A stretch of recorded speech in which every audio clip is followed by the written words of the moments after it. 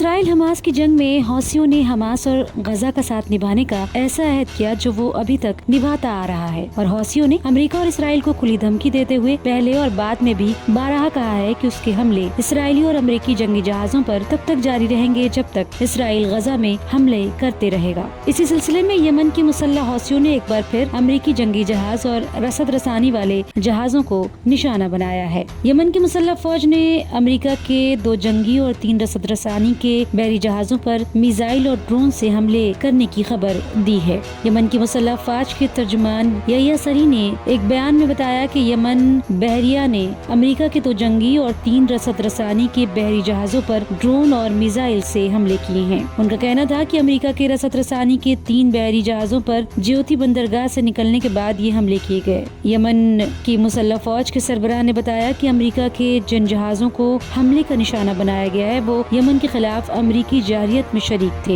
یحییٰ سری نے بتایا کہ یمنی افواج نے امریکہ کے ان 2 جنگی بحری جہازوں پر بھی حملے کیے جو خلیج عدن میں رسد رسانی کے بحری جہازوں کی حفاظت کر رہے تھے۔ انہوں نے کہا کہ یہ 10 دن کے اندر اپنی نوعیت کا دوسرا حملہ ہے۔ یحییٰ سری نے بتایا کہ یمن کی مسلح افواج نے مقبوضہ فلسطین کے اندر 2 الگ الگ کارروائیوں میں صہیونی فوجی مراکز پر بھی حملے کیے ہیں۔ یمن کی مسلح افواج کے ترجمان نے ایک بار پھر یہ واضح کیا ہے کہ غزہ کا محاصرہ ختم اور صہیونی جارحیت بند ہونے تک حملے جاری رہیں گے اور یمنی فوج کی کارروائیاں مسلسل بدستور جاری رہیں گی۔ اب دیکھنا یہ ہے کہ حوثیوں کے اس حملے سے امریکہ اور اسرائیل پلٹ کر کیا جوابی کارروائی کرتے ہیں۔